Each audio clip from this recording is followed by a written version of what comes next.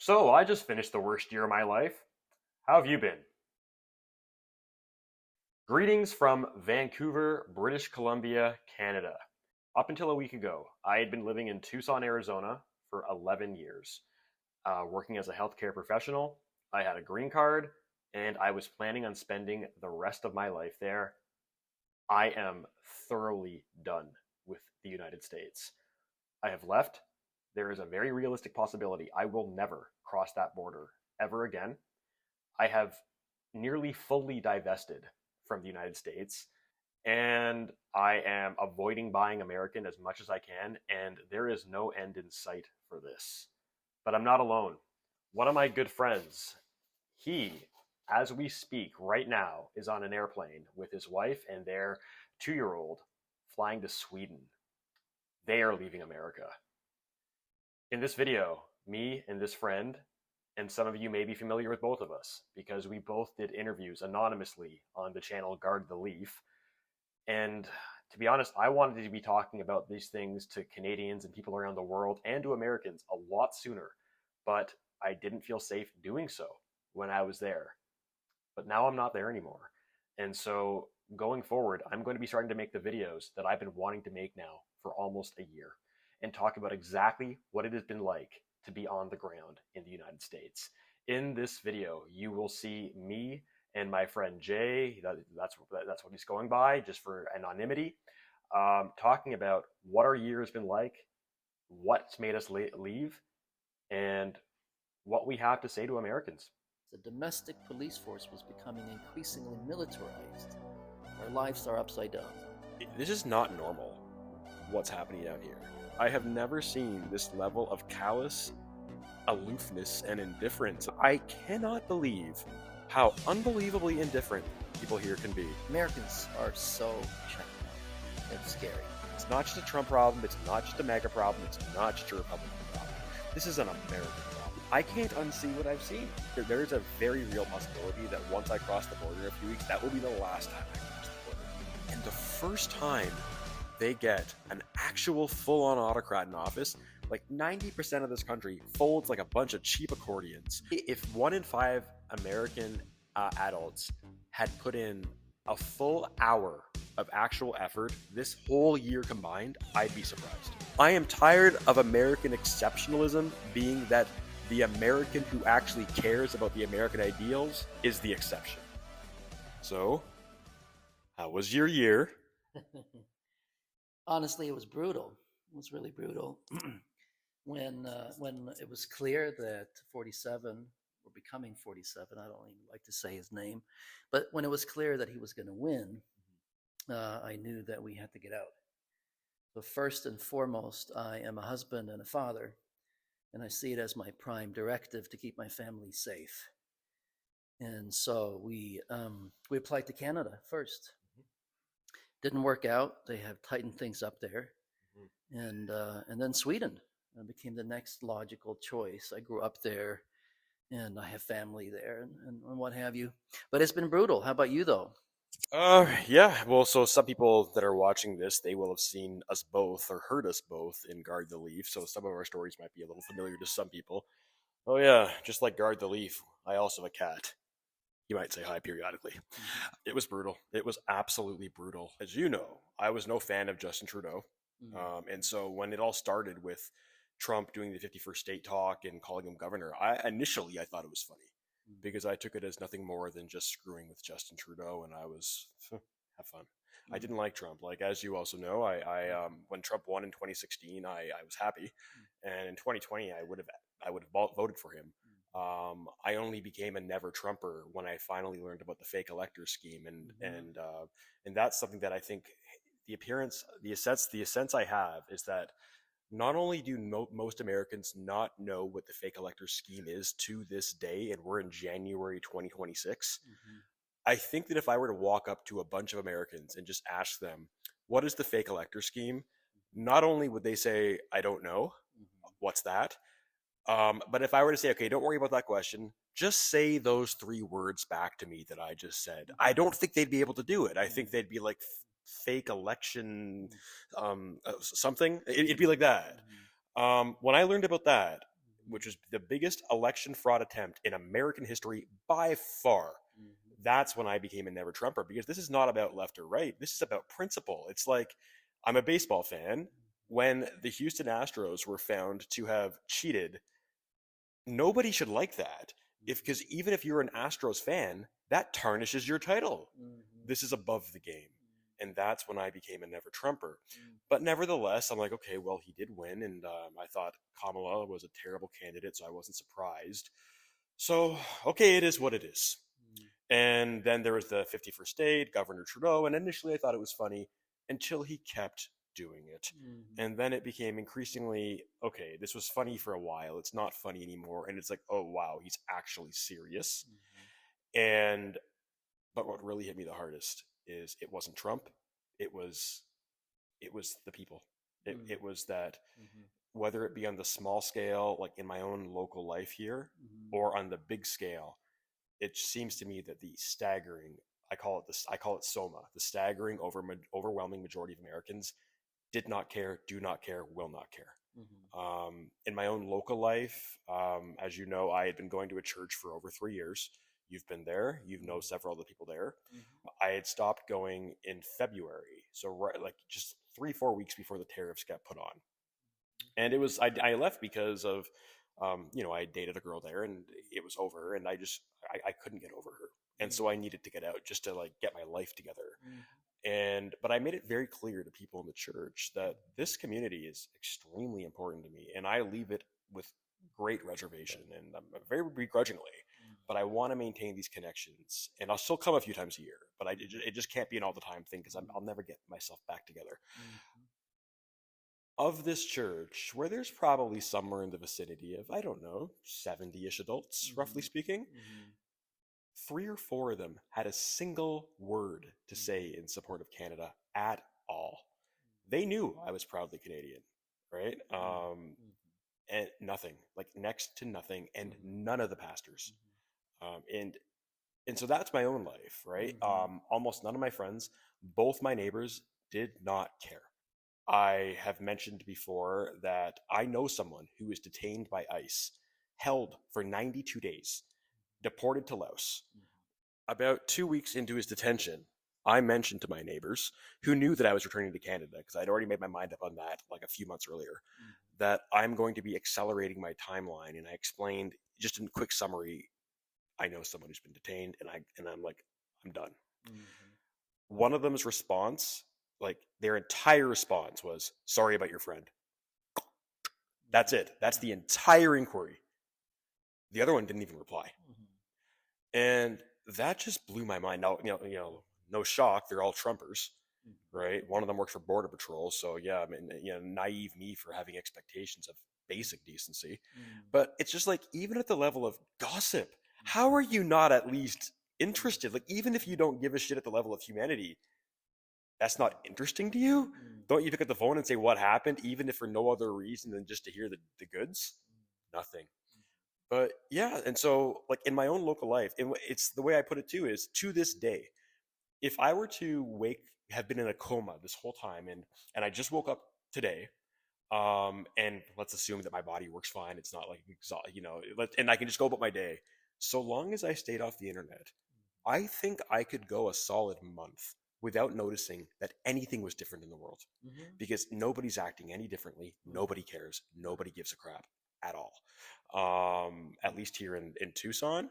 But it's not just here though, because like when this started happening, when the tariffs came in, I was recovering from norovirus, and I work in healthcare, so I took the week off. And so I was just terminally online that week.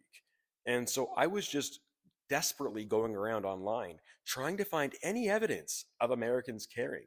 So I looked on the left, I looked on the right, I was looking at like Twitter account after Twitter account after Twitter account, like Ro Khanna, like the Obamas, the Clintons, Amy Klobuchar, Gavin Newsom, just like so many high profile Democrats, Elizabeth Warren, you name it. None of them said a word. I'd watch videos by the Young Turks, and they'd be talking about the tariffs, but not from an America-centric perspective, from an America-only perspective. The Young Turks, they're on the left, right? They don't like Trump.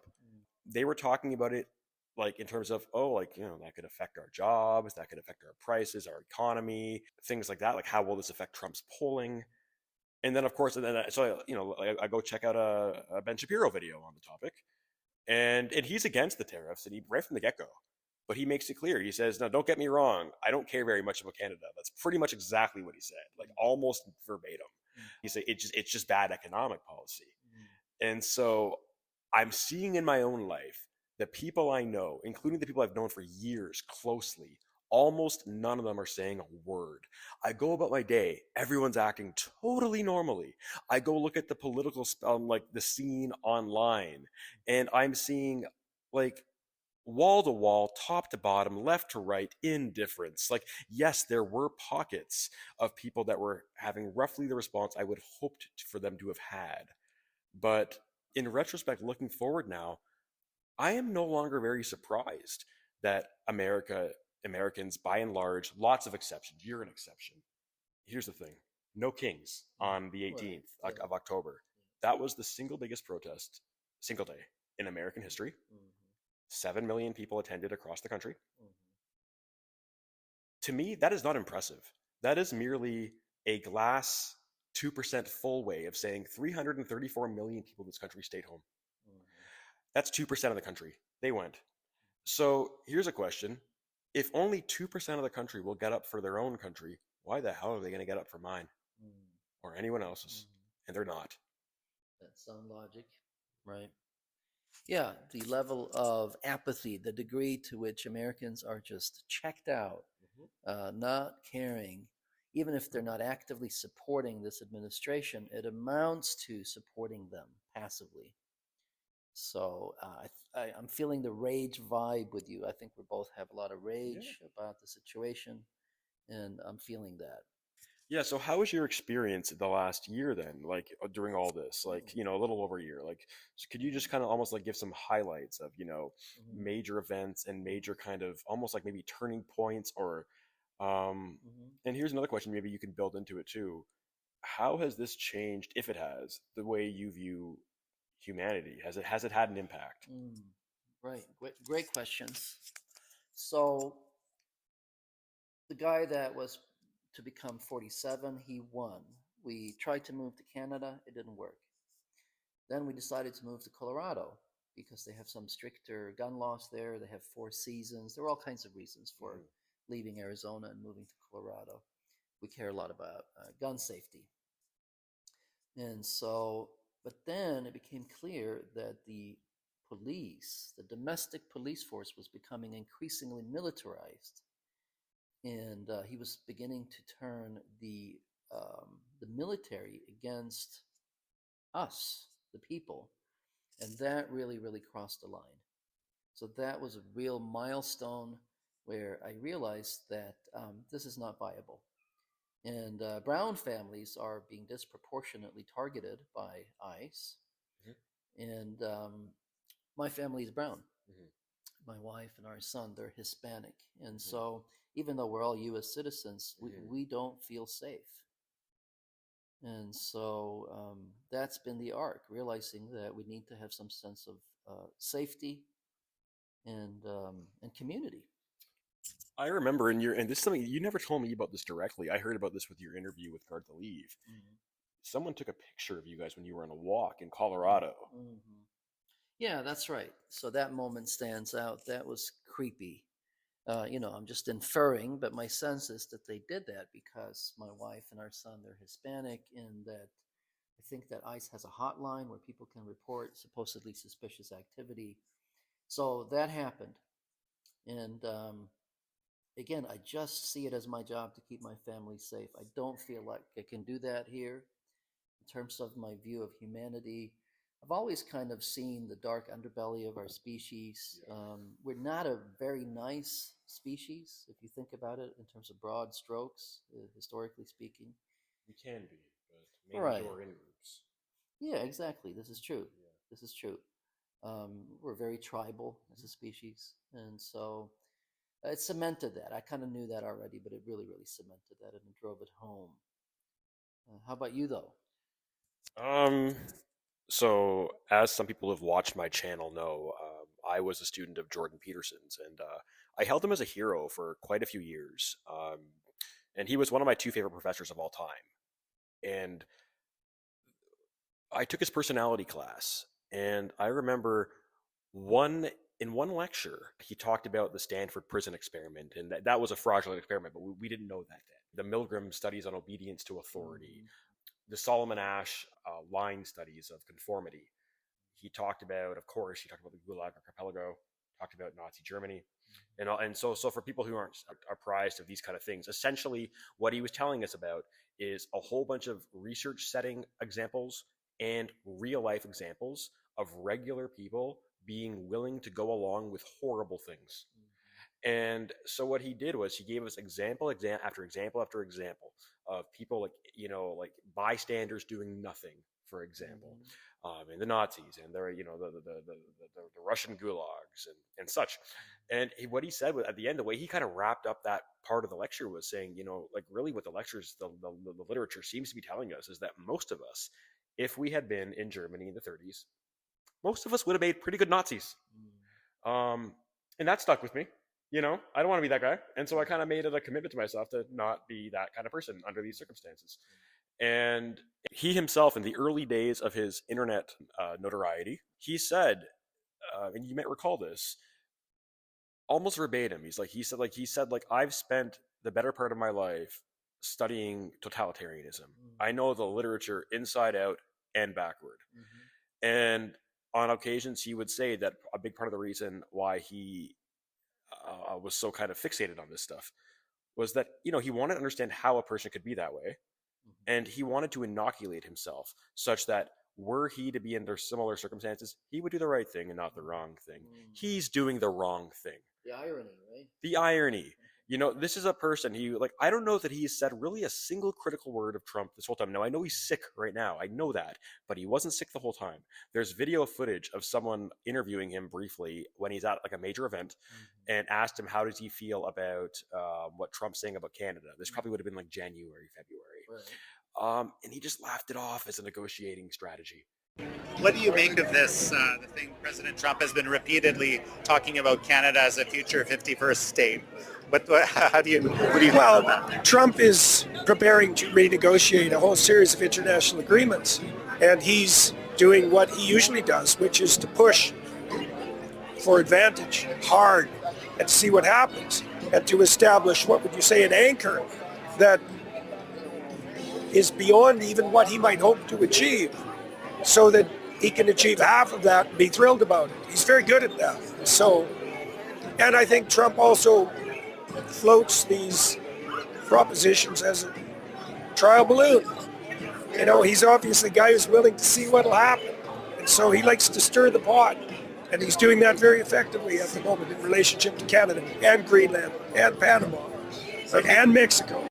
It was ridiculous. It's and this is a guy, he's a clinical psychologist who is not in any way reserved about making psychological diagnoses at a distance.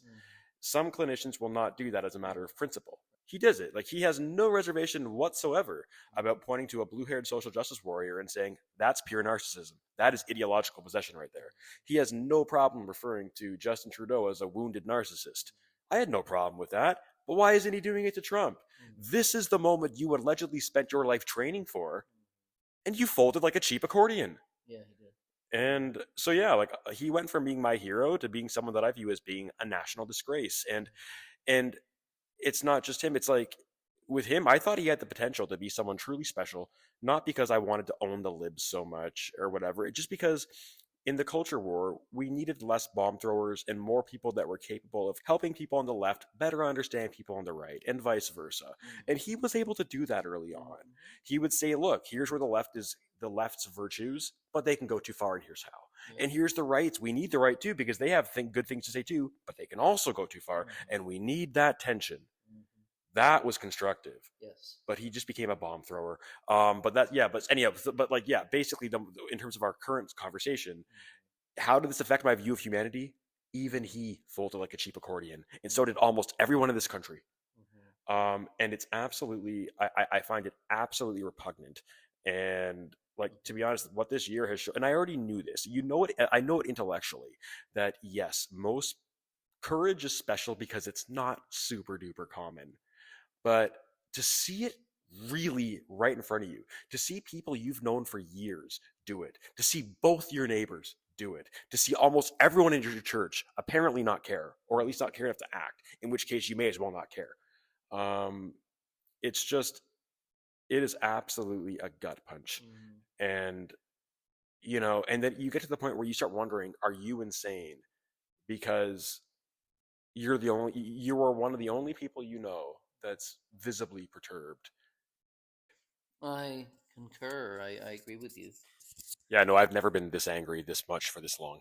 It's not even close. And I remember part of the reason when early on, I think part of the reason why it's like I had this psychological need. I need to start seeing Americans acting like they care about Canada, you know, acting like they give a crap. Because I knew that it would be intolerable for me to stay here if this does not change. And there's a lot of reasons why I didn't want to go back. So first off, when I go back, I am going to take a roughly 30% pay cut, not even factoring in conversion. You factor that in, we're talking like 50, right? My cost of living will at least double. I have seasonal affective disorder and arthritic and spinal conditions. There is no better place in the world to live than a warm, sunny desert here, right? Like this, literally on a weather basis, it might be the single best place on the planet for me, you know. And I'm moving to Vancouver, which is gloomy for a good chunk of the year, and it's cool and wet. So none of this is good for SAD. None of this is good for arthritis. None of this is good for spinal conditions. And so it's just like, oh my God, I'm gonna have to go back to a place where I'll make less money. Everything will cost more. It'll be bad for my health, bad for my happiness, all that stuff. And so it's like I have this need. Come on, Americans, come through, because otherwise I'm gonna have to go. But then I realized, you know, I love Vancouver. I'm from Toronto, but I love Vancouver. I know its winters can be gloomy. I get that. But I'm like, oh my God, like I'm lucky enough that I've been able to save money down here. And so like, oh my God, I can actually afford to live there now. And so then instead of like it being this thing where like I have to move to Vancouver, it's I get to move to Vancouver. This is a world-class city. It's absolutely beautiful. There is no place I'd rather be in the summer. I will deal with the winter because this is intolerable. Yeah, pluses and minuses, right, of our trips, moving to our respective countries. So for me, pluses are the obvious, that the government is not going to be going after us. The Swedish government is not going after people with legal status or its citizens. So that's like the low-hanging fruit. In Sweden, there's free healthcare, free daycare, free education, free college, free university. And so you do get a lot for your tax kroners. But the taxes are higher. There is no way around it. I mean, there's some ways around it by having the equivalent of an LLC and whatnot. You get, you know, you can lower your tax burden, but taxes are higher. On a more personal note, though, I'm leaving behind my mom and stepmom. That is painful, especially now that my mom has fallen in love with my son and being a nana. That is really gutting, actually. So those are some of my pluses and minuses. Yeah, there's a lot of minuses for me. The money is a big one. The weather is a big one. But just, I think culturally speaking, I can't wait to get back to Canada. And this is not normal, what's happening down here. The level of indifference, there's stereotypes around the world about Americans. And essentially it goes something along the lines of like this. Most Americans they have extremely limited knowledge of anything beyond their own borders, and often anything within their own borders. And they really, they don't care about the world beyond America. And really, more often, they don't care about the world beyond themselves and like maybe the 15 people closest to them. You step outside of that concentric circle of caring, and the caring falls off a cliff. This, like, to a degree, everyone is like this. I don't expect Austrians to care as much about Koreans as they do about Austrians. That's a ridiculous expectation. And I don't expect them to care about the Austrian in the next city over as much as they care about their friends. But there's a matter of degrees. Like I have never seen this level of callous aloofness and indifference. Like I got to the point now where I'm like, is It's Always Sunny in Philadelphia a sitcom or a documentary? Like it's just like, oh, like it's absolute like that's this thing where I can't believe it. Like it is so like I guess I'm naive. I cannot believe how unbelievably indifferent people here can be. And it's funny because I've had some Canadians like criticize me for it's like, hey, genius, you just figured out now that Americans don't give a shit about anyone but themselves. It's like, no, I wasn't that cynical. You know what I mean? I was aware of the stereotypes, and my feeling was, yeah, there probably is a level of truth to it. No, there is a level of truth to it, and it makes sense. Like America is the global. If the world was a high school, America is the kid that's the richest, the best looking, and the best at football. Right? They're the most popular kid in school. There's only one most popular kid in school, and then there's everyone else. It's not a reasonable expectation to expect the most popular kid in school to know as much about all their peers as their peers know about them. And so from that basis, I'm like, yeah, I don't expect Americans to know as much about Canadians as the other way around. But this just absolutely blew my mind. And like I've got a friend out here who's a Canadian and he's a doctor. And he wasn't hit even remotely close to as hard as I was.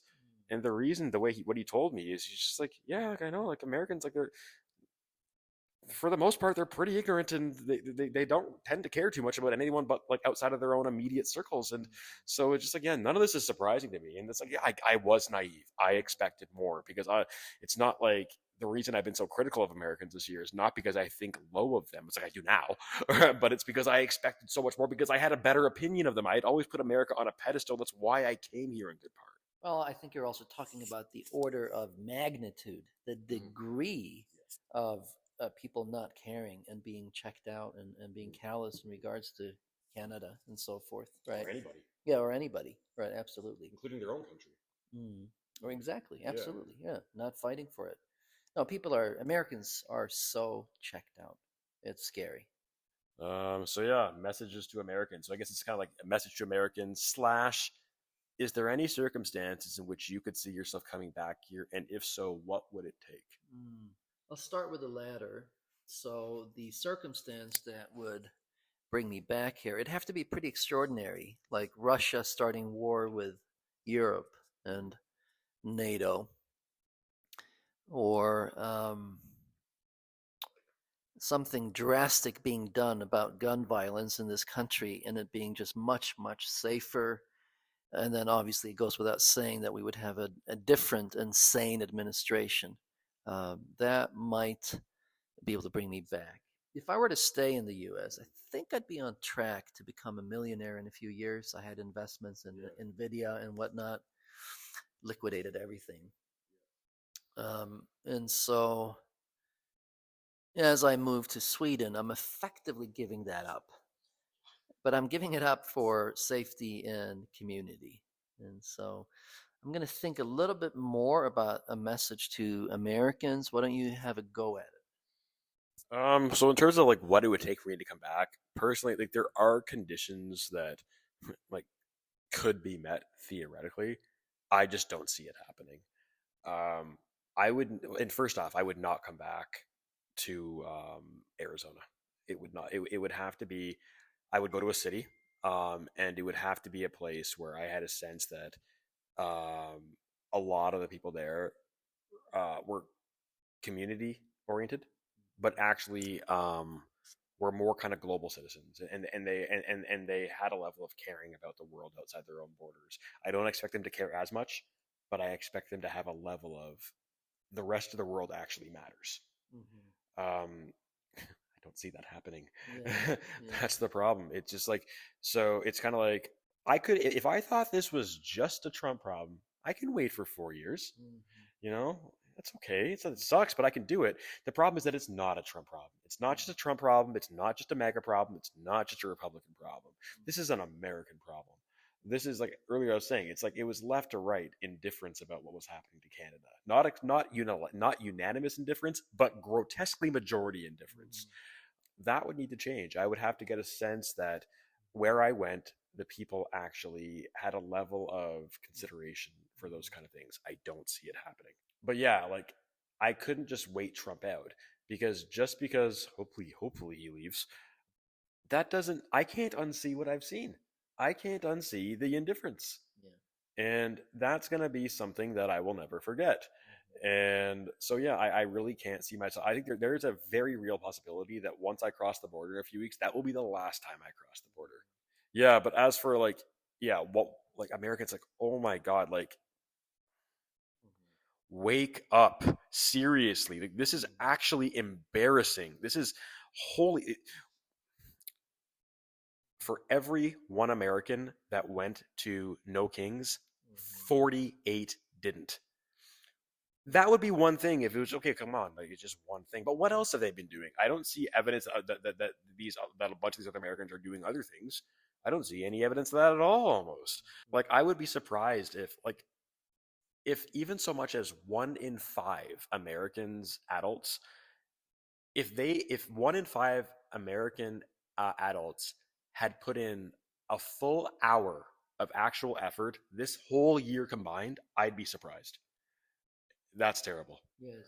So yeah, so that's one thing. It's like I don't expect Americans to stand up for Canada or for Greenland or for Venezuela or for Nigeria or for Cuba or for Colombia or for the EU or for anyone else because they don't even stand up for their own country. Yeah.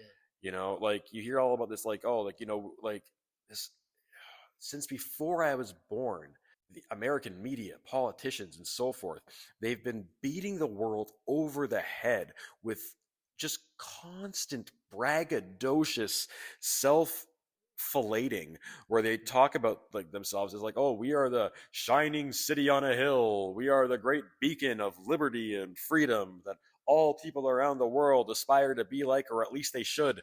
And the first time they get an actual full-on autocrat in office, like 90% of this country folds like a bunch of cheap accordions. Why is it that when the South Korean leader a couple of years ago declared martial law, the South Koreans had that shut down by the end of the weekend? He was in jail shortly after, and he is currently awaiting sentencing. In Brazil, when Bolsonaro pulled his own January 6th, they locked him up, banned him from ever running again, and he's going to be in jail for 30 years. Why are South Koreans and Brazilians so much better at being American than Americans? Because they like, what the hell is this? Like, what happened to America? Here's what I want. I want American exceptionalism to actually live up to its billing. I want this to be a land of values and principles and ideals, not of biological and geographical happenstance. I want America to live up to its lofty ideals, or at least make the vaguest effort of pretending like you're trying to. I am tired of American exceptionalism being that the American who actually cares about the American ideals is the exception. Well, I can't top that. That's really well said. In terms of my message to Americans, collectively, I have lost faith in you, and I hope you prove me wrong. All right, man. All the best in Sweden. All the best in Canada. Thanks, man.